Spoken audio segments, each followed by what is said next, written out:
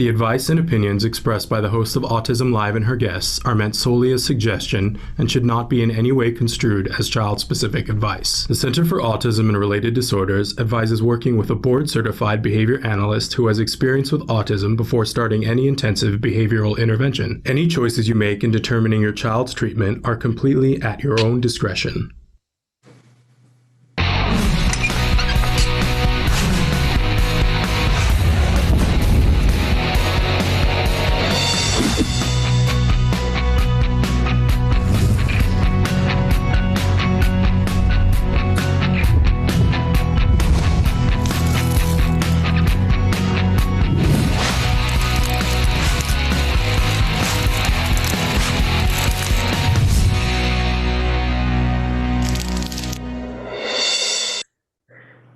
Good morning and welcome to Autism Live. I'm Shannon Penrod and we are coming to you live from a back room in my house. In fact, it's raining here in Los Angeles.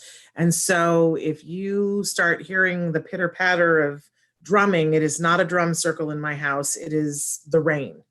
And you caught me putting on some moisturizer because, like all of you, I'm washing my hands compulsively and I have the hands of a 98-year-old woman who worked in a coal mine.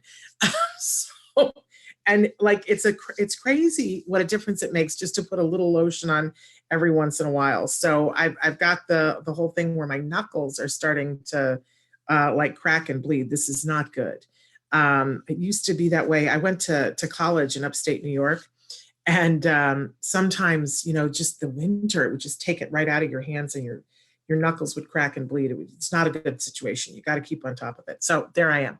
Hey, can I also tell you too, because I meant to tell you guys this the other day, that we had Dr. Temple Grandin on the show with us the other day, and we got to talking about, she and I went to NASA a couple of years ago, and I had an inside connection and I arranged for a tour of NASA, the Johnson Space Center for her, and that I could be there and videotape it. And I have the videotape.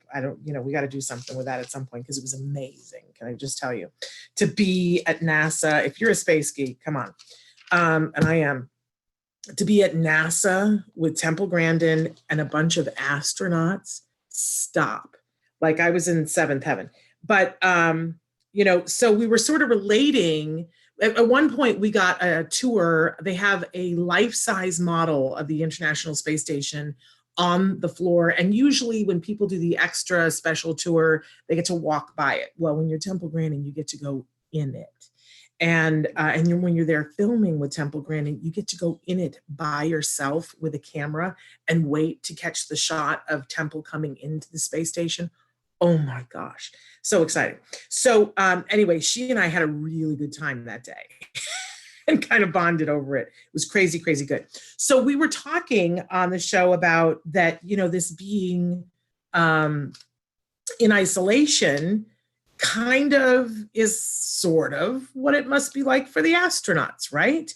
That they're up there and they're, they can't go out to get groceries. They have to order them. And right. And they have to get along and they have to know that it's for a period of time and that it's for greater good. And, so she was making the case of let's be like the astronauts. Let's manage our things. So she called me back the other day. And of course, I'm looking for it. I don't know why I can't find it. I am going to locate it. She gave me, after we got all done, she found a website where you can go and watch videos of what it's like being in the space station. And she and I were just giggling on the phone because they had one video that was about how you make a peanut butter and jelly sandwich. So she was listening to it and narrating it for me. It was probably one of the funniest things that's ever happened to me in my life because she was just giggling away. Okay, here it is. It's called, all you have to do is Google a day in the life of the International Space, aboard the International Space Station, a day in the life aboard the International Space Station. And they have tons of videos. And if your kids like that kind of thing and want to geek out, she want to make sure that I told you guys. So that's my message of love to you from Dr. Temple Grandin. And we're hoping to have her on again. And we're even going to see if we have the potential to have her on with her mom. Like, I know, crazy, crazy, crazy. Traven, it's set up a little bit different for me, so I don't know if they've got picture and sound or whether I'm just teeny tiny, but it's my non-traditional life is saying hello. We're thrilled to have you here. Okay, so want to just talk for a second about the fact that we are here and we're going to keep being here as long as we have an internet connection. Like keep on internet, right? We're here live Monday through Friday at this time. It's 10 a.m. in the morning Pacific time. Math, it's 1 p.m. Eastern time. So you can catch us right after the Cuomo in New York, right after the Cuomo, what do they call those? The live press conference for the day, and then tune into Autism Live. And this is Card Spirit Week. So in honor of that, we are, they can't hear you yet unless you are watching the show. I see, talking to somebody else. Okay, so I just wanted to say that we're doing extra shows this week. So we're going to be back here at 2 p.m. Pacific time. So do the math, that's 5 o'clock Eastern time. And we're going to be doing very special shows. I'm going to be here live with Dr. Drea and we're going to be talking about some really amazing people during this emergency that are real life heroes. So I'm so excited about that. Can't wait to do that with Dr. Granpichet at 2 o'clock Pacific time, 5 p.m. Eastern time. Please do the math wherever you are. Now, there are lots of ways to watch the show. As always, we hope that you are tuning in the way that fits for you. I don't know if Traven has the ability to show you the graphic. Excuse me. Now I'm going to have a tickle. The graphic that shows you all the different ways that you can watch the show. We love it when you guys tune in, whether it's on Facebook or YouTube, and give us real questions. Excuse me. It's not COVID, it's a tickle. I promise. Have you seen all those memes about I have allergies, not COVID? Well, that's me. Excuse me. Okay, so take a look. Of course, you can be watching us live on Twitter, Facebook, Periscope, and YouTube. That's the live side. And you can be writing and you can watch. Fabulous. Now, on the other side are all the places, some of the places actually, that we podcast. It's a free podcast available on iTunes, Spotify, iHeartRadio, and Deezer. Check it out. But of course, you can always be watching us at autism-live.com. When you go there, lots and lots to do. And we hope that you'll check out our library of videos. If you're looking for something for your kiddos to do and you need a new reinforcer, check out our toy guide. And you can always chat anonymously at the bottom of the page. So there we go. Thrilled that you guys are here. So we've got a big show for you today. And this week especially, we wanted to do some in-depth interviews with people and get a little bit more time with them. Because, sometimes we have somebody on and it's like run on, run off, and we get somebody else. So this week we kind of streamlined a little bit, and we are, I know it's my view of things that is messing things up. Okay, there we go. So we've got a great return guest who is just remarkable, that's going to be joining us in a few minutes after we do our morning rigmarole. You're going to love her if you haven't seen her before, but truly an amazing young woman. And of course, I'm talking about Lillian Carrier. So she'll be joining us in just a few minutes. But there are a couple of things that I like to say at the start of the show. And one of them is that, we have experts on the show from various different aspects of the autism community. And by the way, we welcome everybody here. This is for the larger autism community. That starts, of course, with individuals on the spectrum. Of course, it starts with them, but it also includes everybody who loves them, right? So whether that's a parent or a sibling, we've got a great sibling story for you today.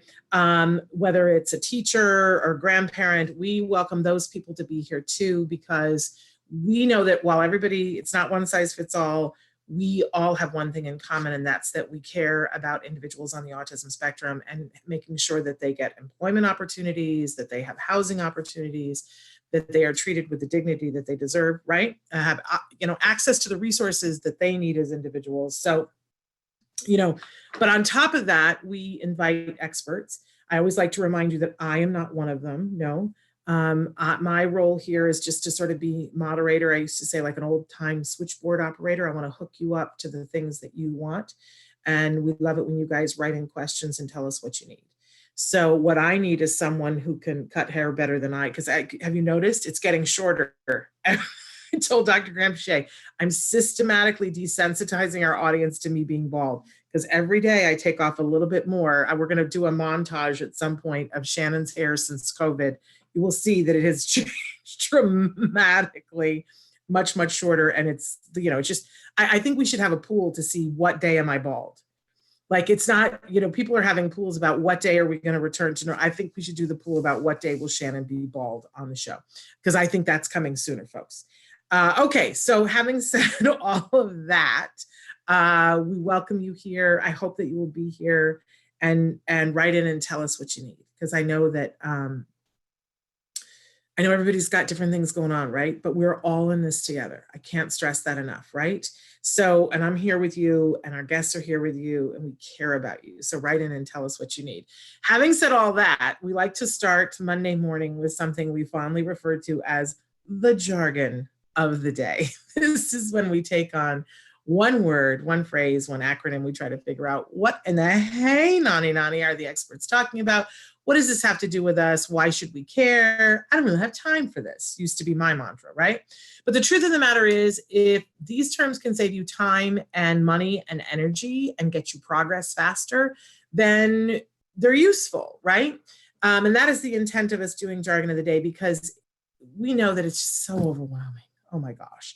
And you don't want to be overwhelmed. So I loved that. Speaking of my crazy hair, somebody wrote to me over the weekend and said, when I was in school, in grad school, our professor made us write little mini reports on all your jargon of the day. And we know that a lot of universities use the jargon of the day to help explain to beginning students what it's like as a parent, how we don't get these terms, right? Which is, if nothing else in life, I'm so glad that there are a group of experts who understand that we don't understand their jargon. Like, I've fulfilled my purpose on this planet.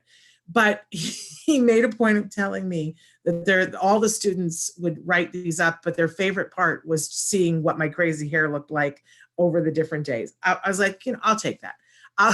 I do have crazy hair. It's just one of those things that I have to live with. So there you go. So it's crazy today. It's crazy. It's much shorter. I don't know if you can see, I'm just buzzing more and more of it off. Okay. Now let's get to the important thing. The jargon today is mastery.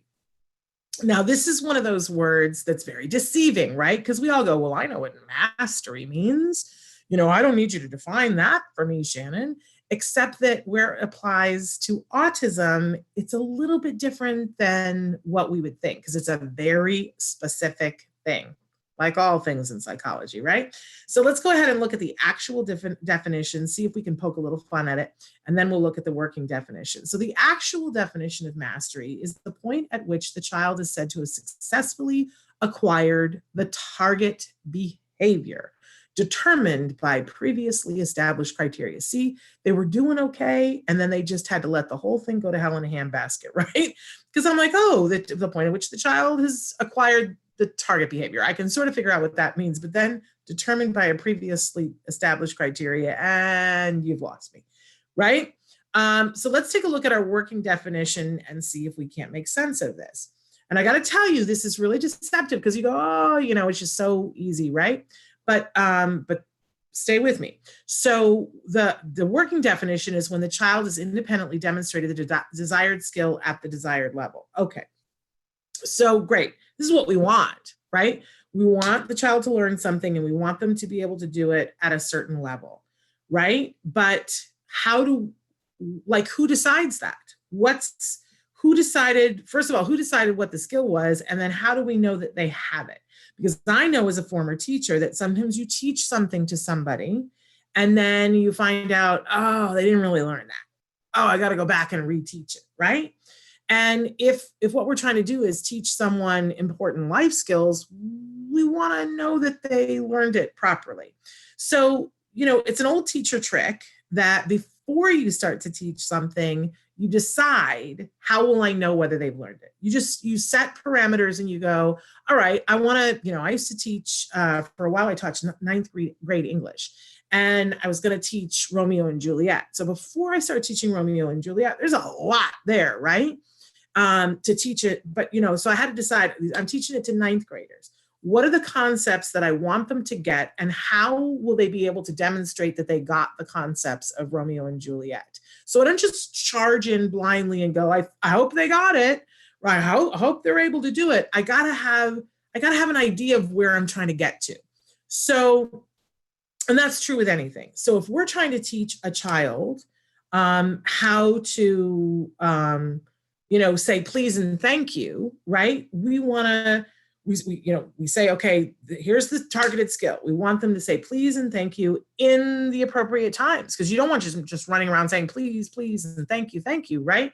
You want them to say at the appropriate time. So how would we decide that that was the case? Like, what would be the established criteria? And in the field of ABA, a lot of times, to have a starting point, they'll say, okay, well, I want the child to be able to get this right how many times out of 10?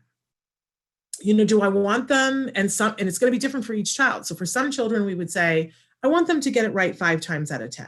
That's a reasonable amount of time to be able to appropriately say please and thank you. For other kids, we're going to say we want it 8 out of 10. And for some kids, we might say 9 out of 10, right? Depending on, how important it is to that family and to that individual and what they're doing in their life and what the skill is, right? Because for instance, if I'm going to teach them to appropriately cross the street safely, 5 times out of 10 is not going to work, and nor is 8 or 9. They got to get it 100% of the time, right? So first of all, we say, I think that this is the appropriate criteria, that that they're going to do it 8 out of 10 times, for instance, that they're able to do it. But because we know that sometimes our kids are tricky and they have different ways of doing things, like there's the kiddo who never gets it right on the first try because they're learning in the lesson and they have a short-term memory deficit. So they never get it right on the first try. But then once they are reprompted, they get it and they get the rest of them right. So they're getting 9 out of 10, but they always get the first one wrong. So that's not really them having learned it. They haven't really mastered it. It's just that they can learn it again in the moment and have their memory refreshed. So we might add other things onto it. Say they have to get 8 out of 10 right, and they must get it right on the first trial. So it's very individualized. But this is the thing. So often, so much is happening in a moment, and we're teaching so many different things. And sometimes our kids get left behind when we teach way too many things in a moment. So it's really important that when we're teaching something, especially to young learners or someone who's struggling, you could be 35 years old and you're trying to learn a concept that's important to you and you're struggling. It's really important to slow down and go, okay, what am I teaching here? Because everything else I'm not going to worry about right now. Everything else we can worry about in a different moment, maybe even on a different day. So mastery really helps you to get very specific and go, here's what I'm teaching. Here's what it's going to look like when we're there. And I can put specific things in so that I know that I've taught it well. And good ABA providers will always set a mastery criteria before teaching a lesson, always. And then they don't necessarily cling to it like a crazy person, right? Because they'll begin to teach and they know what the learner is doing. And if, for instance, they see, oh, they're not getting it right on the first try, then we shift techniques and we change the mastery criteria. It's not about the mastery criteria driving the bus, but it's having a place to start and then noticing, is that helping us to get where we want to go? I always love to give the analogy about, when a plane takes off from Los Angeles to go to New York, that over 50% of the time it's off course.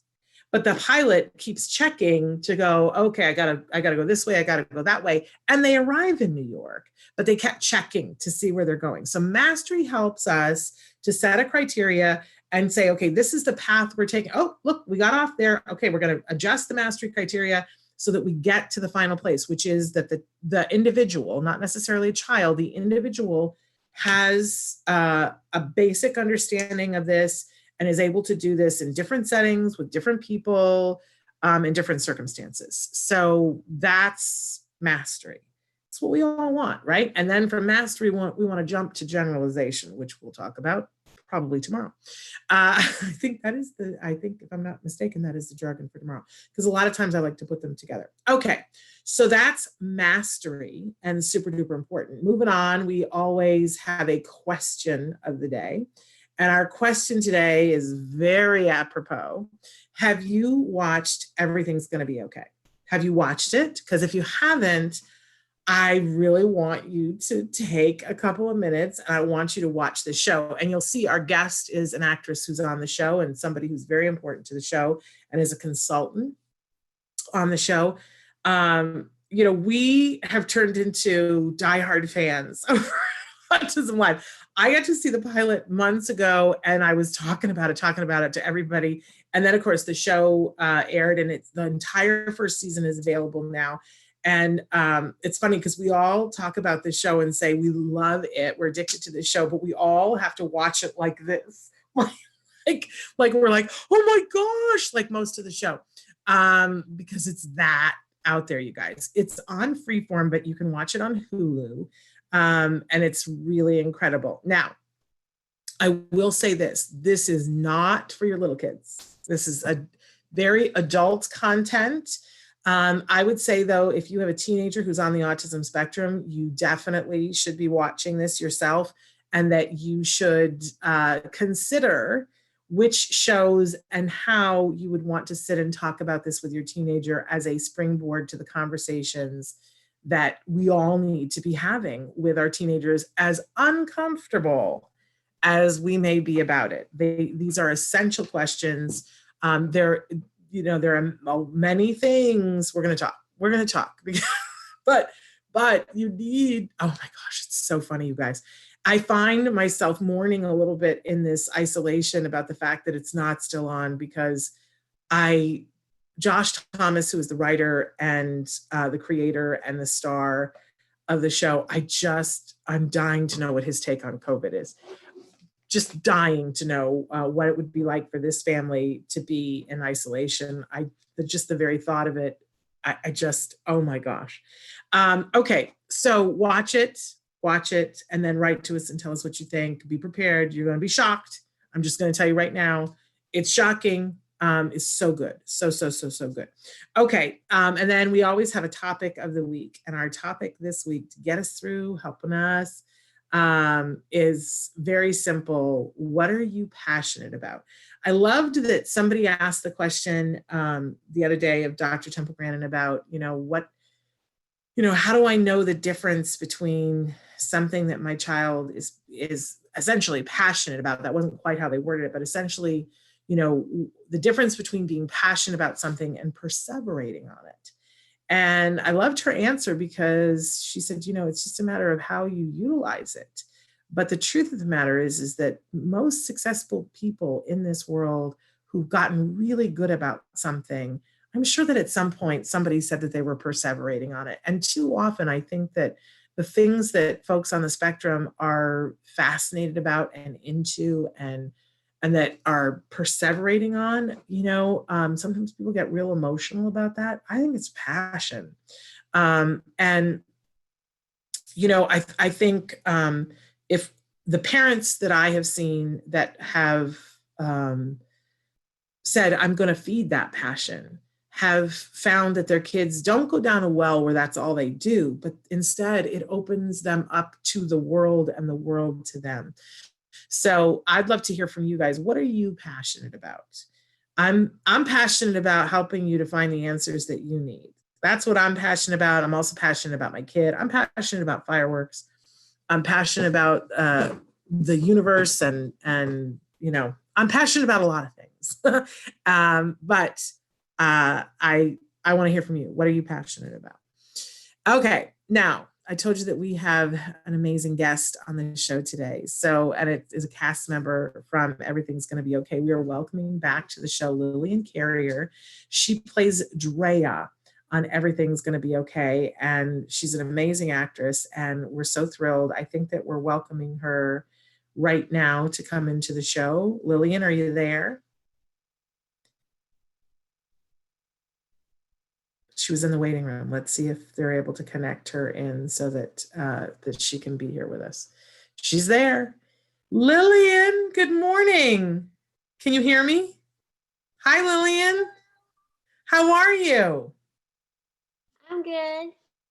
It's so good to see you. Are you stuck in the rain too? Uh, Raining right now, but it is very gloomy. It looks like it could rain any minute, and it was Okay. raining a little bit ago. Okay. We're getting downpour here, and you may even hear some of it on because I'm in a part of my house where it's really loud on the roof. And normally I love that, but for a broadcast, it maybe isn't the best thing. So, Lillian, welcome back to the show, and we're so excited because since the last time you were on the show, the season finale of Everything's Gonna Be Okay aired, and you had another role on a hit show that you did. Tell us about that. Okay, so I made an appearance on NCIS New Orleans in the role of Rachel Kinnaman. It was really cool. So she is on the spectrum herself, another autistic character, super cool. And the beginning of the episode opened with her father hanging out eating breakfast, and all of a sudden there's gunfire and chaos, and you don't know if her father is dead or alive and she's on the run, and it's all crazy. And so what was that like for you as an actress? Was that super fun? Was was hard? It was new, but it was really fun. I really enjoyed it. Definitely a new challenge, but everyone on set was amazing. They all made me feel very comfortable. And the amazing thing about the set was all already had experience with autism, and because in my experience, when I had experience with it, they don't know if you're capable, ask you, and like there's always I don't know if they can do this, but they have a PA on their show. It's absolutely everyone's favorite person, and he is on the spectrum himself, and his name is Desmond, and he's just the coolest person ever. So when I showed up, they were like, yeah, like she got cast in the role, she can do it, there's no question, which was amazing to experience. I love that because I don't know that everybody realizes what a difference it is. I know at one point in my life, I wasn't aware of individuals on the autism spectrum. And then the more I met people on the spectrum, the more comfortable I was. And now it seems shocking to me that people have this thought, wondering if somebody on the spectrum is capable of fill in the blank, right? Because I know so many people on the spectrum, and I know it's different for all people. But for you to be on a set where people have already had that experience, where it's already been demystified, it had to have been just that much more fun for you to be there because you didn't have to go over that hurdle. Mm-hmm. Is that pretty much it? Yeah, that's pretty much it. And it was really cool having him on there, as he took really good care of me and was able to like really understand me and go, predict what I need and stuff, because he's been in my position. I mean, not the same exact one. Very helpful. We're talking a little bit in the chat, and I'm gonna go ahead and, because we were talking about later on having your sister join us. Yes. On the show, and we very much I misunderstood and thought you guys were in the same location. I don't know why it didn't occur to me that you're probably sheltering in different places. So if you want to take a second, and not where anybody else can see, but in the chat here, if you would give the email address to our producer, he will email the link to your sister so that she can get on with us. Oh, she's already there. He's already taken care of it. Traven is so on top of it. So wonderful. We'll have her join in just a few minutes. So I wanted to go back and talk a little bit about Everything's Gonna Be Okay. Because this show, Lillian, this show, it has turned into like our favorite thing. But I don't know if you heard me say that, Traven loves it too, but we watch it and we watch like this. Do you find people saying that I watch and I go, I can't look. Oh my gosh, over and over and over. It's just so shocking, but it's so hilarious.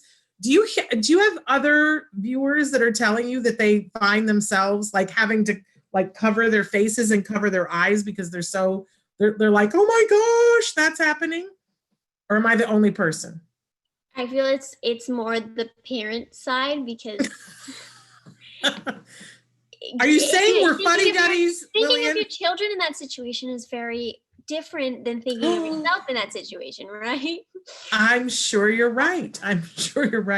I suddenly feel very old. Individuals on the spectrum has been like, I can't believe that you're doing this. Like, it's showing we're capable of these things. It's like, I'm just really happy that it's out there and we're, you're not handling us with kid gloves and we're not just the comic relief. Like, we are characters, we have stories, and we have capabilities to handle those stories. Yeah, and the stories are varied and different, and there's a lot of discussion about sex on the show. That's one of the things that I find myself going, oh my gosh. But it is by no means the only thing. It seems like everything is on the table, and the things that the teenagers say to each other. Even there was the one scene when you guys are all there, and the mother from Australia is on the big screen and having a conversation with you guys. And I had to pick myself up off the floor because I kept falling off the sofa. I was laughing and screaming and jumping up and down and going, oh my goodness. Right. I mean, it's hard to watch and not, it feels like an interactive experience that, you find yourself going, oh no, or I can't believe they just said that. It's like my favorite guilty pleasure right now. So it is available. The show is for Freeform, and it's on Freeform, but it's also available. The whole of season 1 is available on Hulu. Please tell me that you guys have been picked up for season 2. We haven't been informed yet. We're still waiting. Oh my gosh. No, I'm sorry. That's unacceptable. Who do I have to call? You can't leave me here. I know, we're all just like sitting here going, tell us. No, did you hear me say at the beginning? I want to be in that house right now to see how they're dealing with seclusion. I want to see how your character is dealing with your relationship, long distance, and not being able to be there. I want to see this. I can't stand it. I find myself thinking about it. This is crazy. So we have to, hey, Freeform, this is Shannon. Come on already. Green light season 2. Now, for people who aren't watching, tell them a little bit about Drea and what her deal is. Okay, so Drea she's 17 in high school. She and Matilda are seniors. She comes in episode 2, and I think her entrance is absolutely like the best scene ever. It's a great introduction. She just says like whatever on her mind. There's no filter, and it's all quirky, crazy. And yeah, she is the person who comes in and goes, Matilda, whoa, what are you doing now? And she really has Matilda's back, and she's really her like close friend in this trio of friendship. And while Matilda goes off on her crazy adventures, she's just going, I just love her. I just love, the thing I love about Drea is that she is the embodiment of that honesty. Yeah. That she says what she's thinking, even if it's, because so often people are like, well, I didn't want to tell the truth and hurt somebody's feelings. I think what's often people misunderstand that for folks on the spectrum, they're not looking to hurt anybody's feelings, and they care about other people's feelings, but they're going to tell the truth because they feel it's the right thing to do. And and I just love that Drea is so true to herself always. Always, Even when somebody is trying to tell her, well, you need to be this way for me, she manages to stand up for herself and speak up for herself and say, that's not really me. This is what I'm comfortable with. I just find her such a delightful breath of fresh air. I don't want to spoil for people who haven't watched, but your character falls in love. Yeah. We won't say with who, but it's fabulous. And there is a moment that is so divine to me where your character, says the big, I love you, and the way you express it as an actress and what happens. I'd love to know, like, how much of that was scripted and how much of that did you add? Like, it's when things are really good, like, it's impossible, you don't think about it till afterwards, but I want to know, did Josh write it that way? How much input did you have? It's just one of the most delightful moments I've seen on television in my life. Okay, so for the consulting, it's blurred how much I had input and how much was already in his head, because there was a lot of it. We had many conversations with each other where I never saw the script. It was just him asking questions, me giving feedback, me talking about what I wanted to see, and the things I didn't like about other shows. And like one of my main things I asked is, I want stimming to just be accepted. I want stimming to be beautiful. I want it to come out in very positive moments and not just negative moments. And so that's something that's seen throughout it. And then that I love you scene where those such intense moments come out. It was put in there, and it was so the chew necklace that Drea has, that was included because of me. I had a meeting with him and some of the other writers, and they asked questions about it, and then the next day I got the script and it was included in there. And then working in the service dog, in that scene. Is that Luke? That day, we were discussing, like, it was just stimming, and then he's like, we don't have a lot of you actually using Duke in the series. Let's just put it in this scene and see if it works. If not, we'll cut it. And then it ended up just flowing so beautifully, having all of those aspects together. But yeah, most of it was written in the script at the table read. And for people who don't know, the service dog that's on the show is your actual service dog. Is that him that we're hearing right there? That we heard. That's actually my mom's dog. Oh, it's not even. But is Luke there with you? Yeah, Luke is here with me. He's just over here. Okay, Luke, well, come here. Let's see if we can get him on screen. I don't know if we can. Hey, Luke. He was in our studio just like a month ago. There he is. Hello, Luke. You're so beautiful. And he is so good-mannered.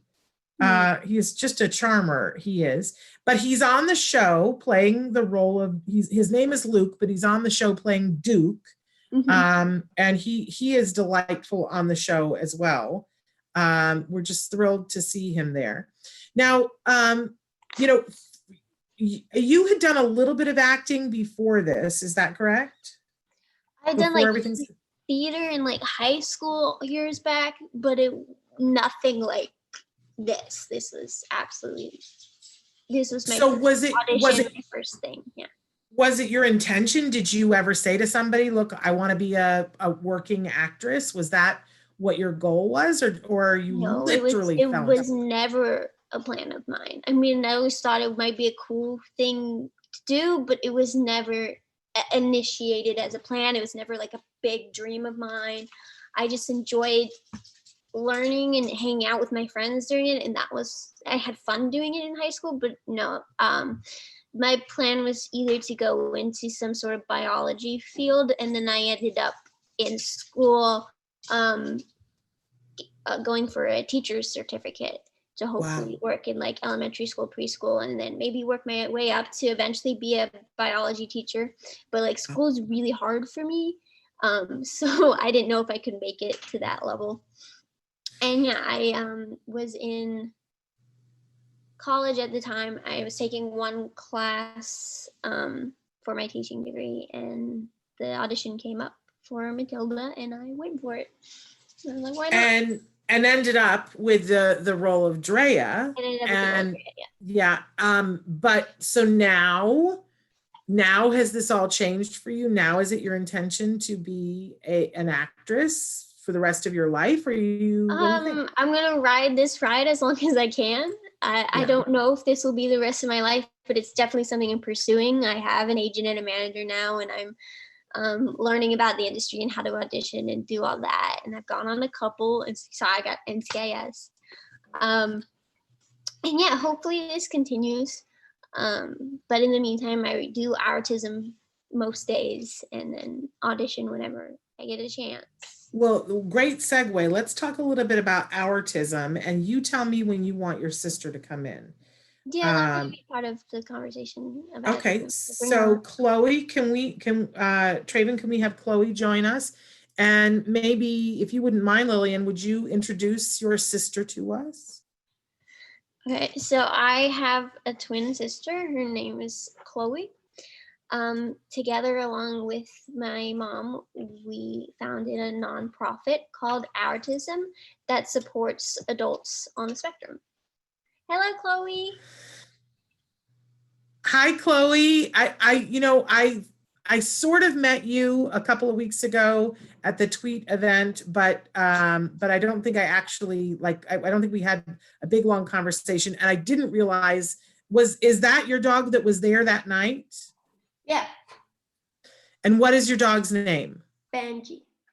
Benji. I had a longer conversation with Benji, but so thrilled that you're here. And Chloe, am I right that you also work as your sister's assistant on set? Is that true? Yeah, well, actually, I was Luke's assistant. I love that Luke has an assistant. I absolutely love that. So what kinds of things were you doing on set? So I was making sure that Luke was taken care of, that he ate his meals at the right time, that he went to the bathroom when every few hours. So he has a pretty regular schedule. So I would make sure that all that was taken care of, so that Lillian didn't have to worry about that. She could just focus on her job. And then she didn't have to stop everything if Luke was in a scene and be like, hey, we all need to stop so my dog could do something. So I did that so she didn't feel like she was getting in trouble. And so yeah, and then I also would, if she needed food or anything, I would run and grab her food. So what I like to do is she had her favorite breakfast kind of stuff. So I would grab her favorite donut if they had donuts out, and I would and she would go straight to hair and makeup, and I would bring food to that trailer, and I would put food in her dressing room and water and stuff so that she had whatever she needed wherever she went, so that she didn't have to worry about all that kind of stuff while she was memorizing lines and running around doing whatever she needed to do. And as I recall, when you were on the show before, Lillian, you said that this was really essential for you, that you could not have been free to do what you did on the show had your sister not been helping you. But I can't imagine, I mean, you're both young, talented women, and, to see your sister, I mean, it's wonderful seeing your sister getting to shine like that. Yeah. But to be her assistant, and sometimes when it's all about her and you're the person to get the water, was it ever, did you guys ever have disagreements about it? Did you ever feel like you were on the back burner, or were you just okay with it, Chloe? No, I was so happy for her. I mean, honestly, I was just happy to be there because I love film, and I just was grateful to be on set when I really didn't have much of a reason to be there besides supporting her. And I've seen her for years. She's been acting since I can remember, since she could talk. She was on stage, maybe even before that. And she never got a huge part. And I was always like, oh my God, she's beyond talented. She could be getting Academy Awards. She's at this higher level. And I'm like, am I going crazy? Because no one else saw this.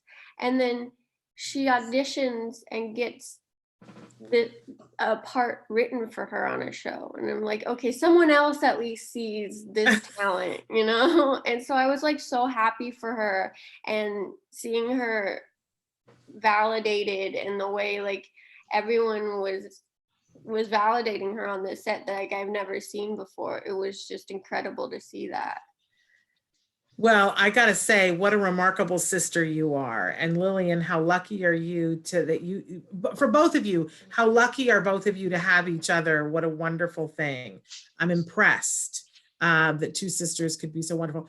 I gotta say, it just from like meeting the members of the cast that I have, it seems like it's probably a very fun set to be on. Is that true from both of you? Oh yeah. Yeah. It's very goofy, silly. We all have a great time. I think Kayla is the most serious one on set, that she's very particular, and like we all respect that she's, you know, got to be focused, got to do things in her way. But for the most part, it's a very goofy, fun set, and we're all messing around and having a great time. Well, and Josh Thomas, I mean, how brilliant and talented is he? You know, if we're seeing just a sliver of what goes on in his head, he's got to be one of the funniest people I've ever seen. Is he very focused on the set too, or is he just hilarious fun? So he wears every hat. So he, you know, producer, writer, star. He is just chaotic, running everywhere, trying to do everything at the same time. So while he does have his goofy silliness, he's very much just everywhere all the time, and you're like, but yes, he keeps it fun. I remember my first day on set, he was running literally around the entire set. So I was watching Lillian do one of the scenes in the classroom, and Josh came running by in heels, and then came running by a second time like 5 minutes later in tennis shoes. And I was like, why did he change his shoes? What's going on? I found out later that the heels was something he was going to wear on the show that he needed to break in. Yeah. I think it was in the a scene where he danced. So he was literally running around set with the headset on, listening to the scene while breaking in his shoes. And he would run.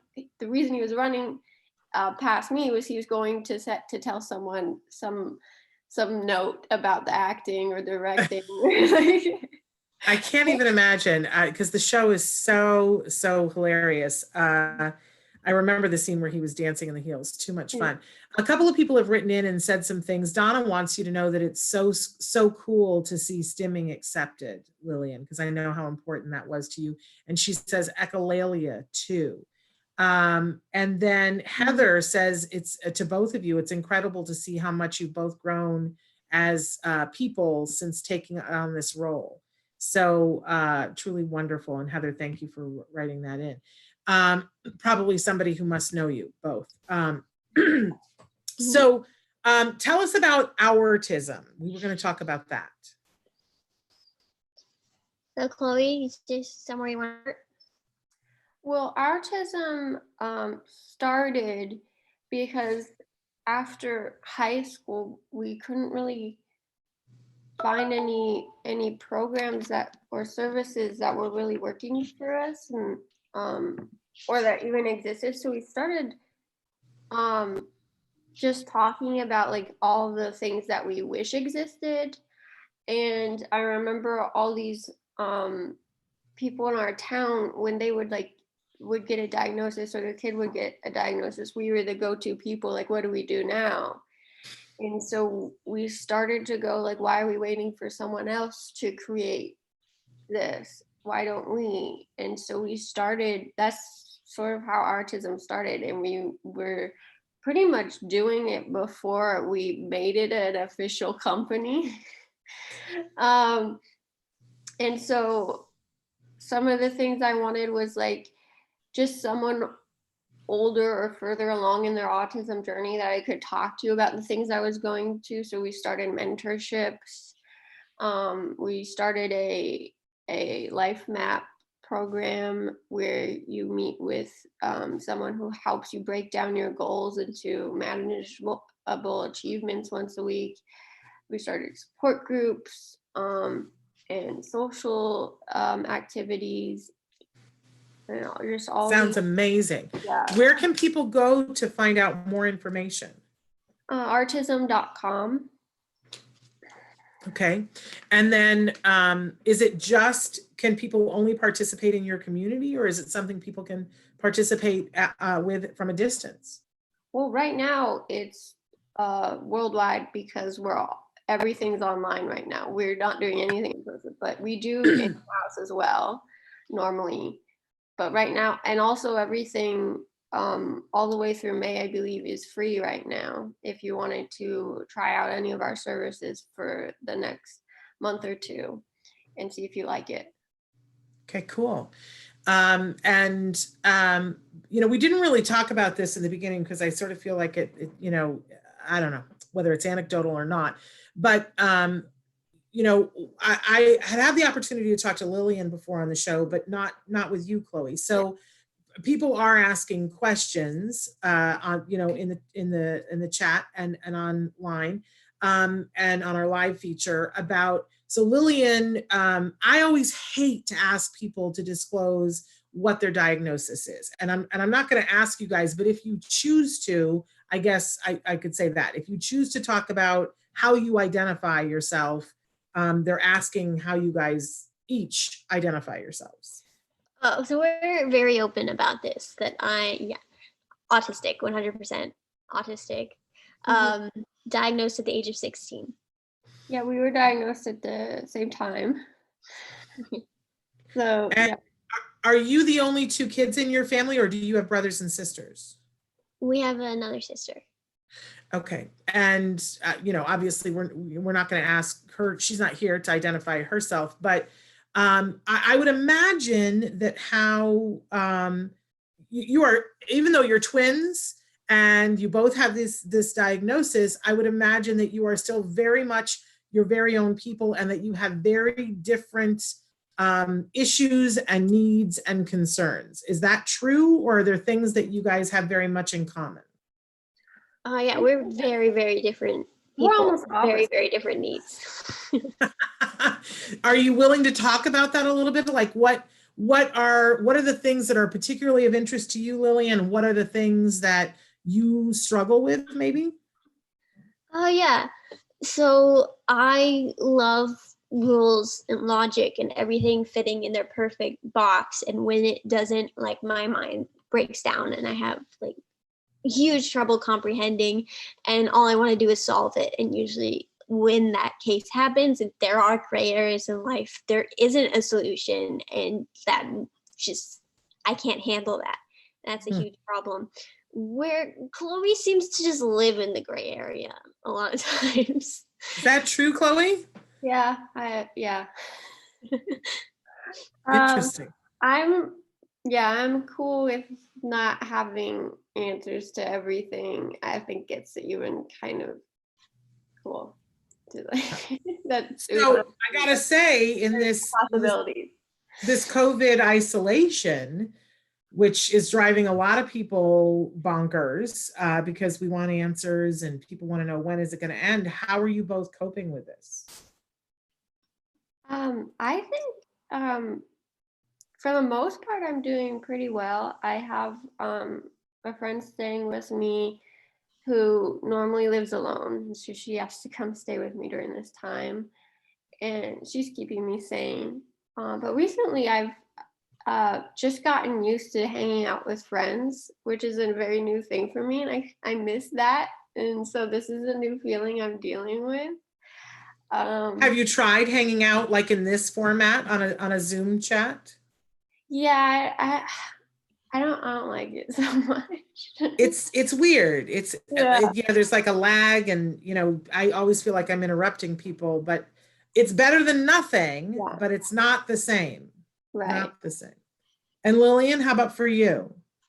I've been doing pretty well. I've been just mostly doing work, been very busy, so I haven't had much time to think about it.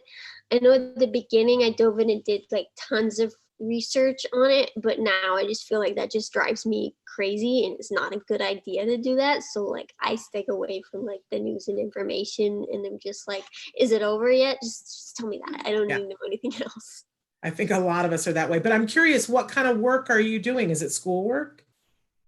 No, I'm not in school right now.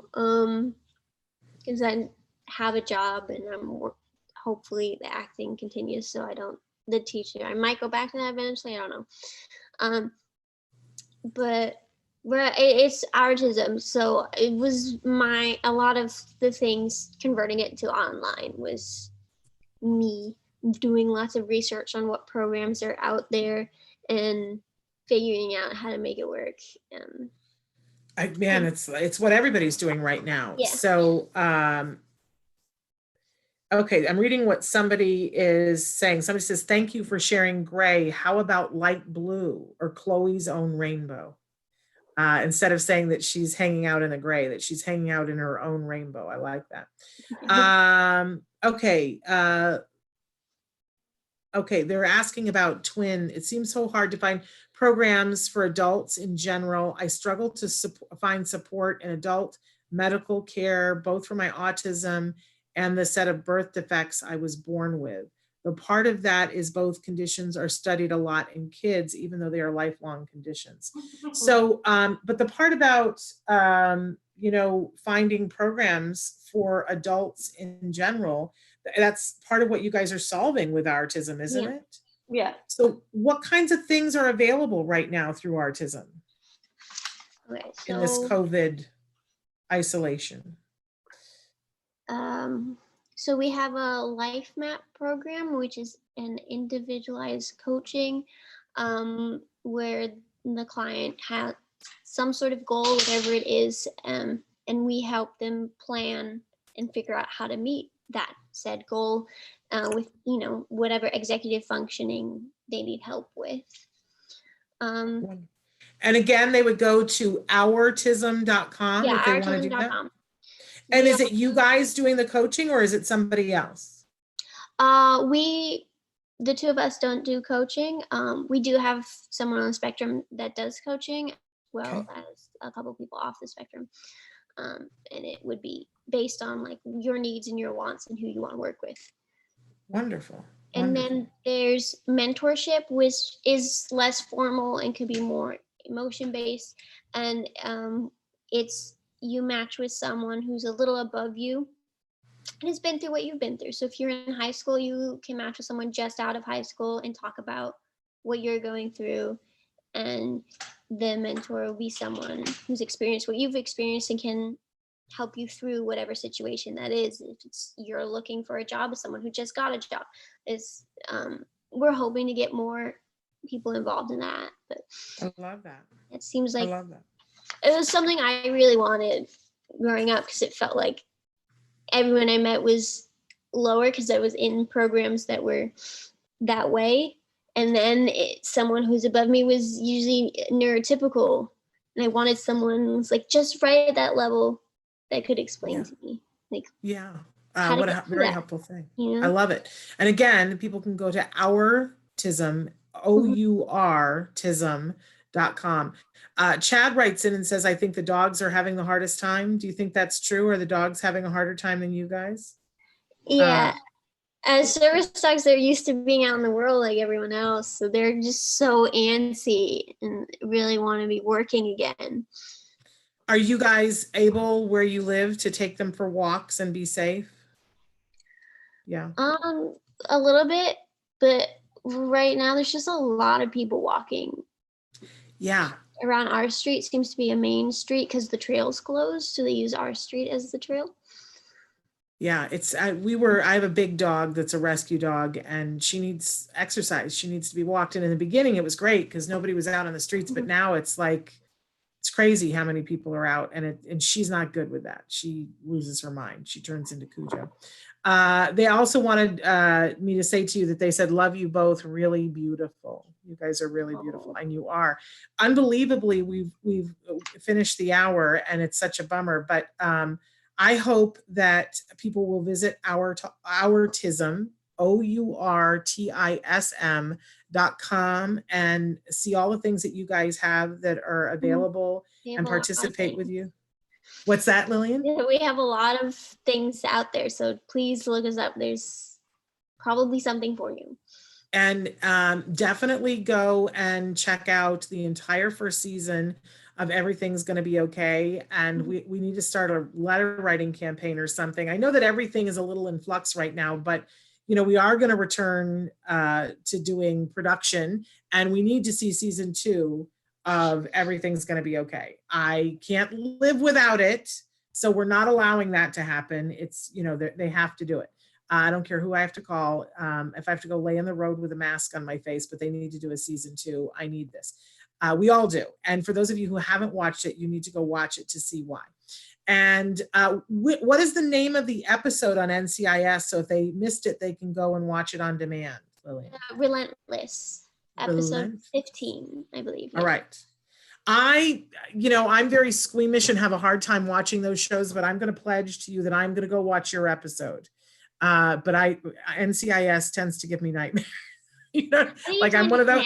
It's more emotion based. It's okay. It's a cute story. All right, I'm gonna go watch it.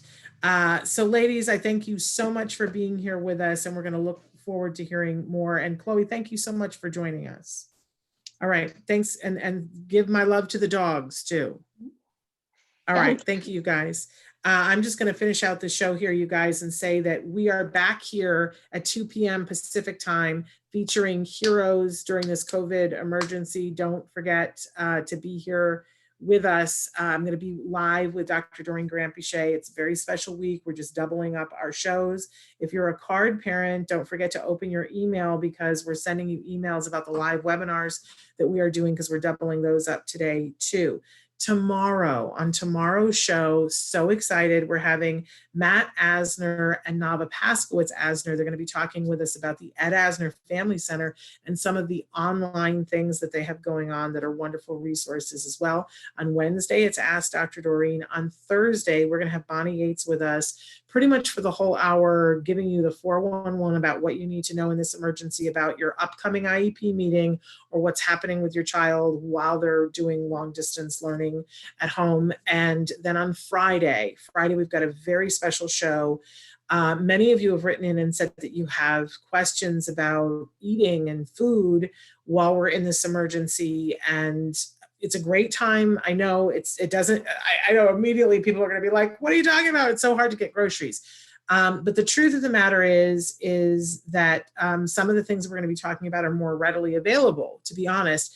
And now more than ever, keeping our kids healthy and eating good, healthy food that's well-sourced is super important, right? We all need to be taking care of our core health. So on Friday, Julie Matthews, she is the person.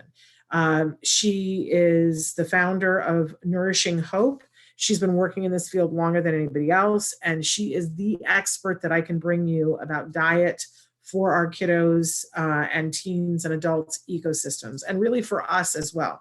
So Julie Matthews is going to be here. She's going to be, I'm told she's going to tell us the 3 things that we need to know in this COVID emergency to be keeping our kids on a healthy diet.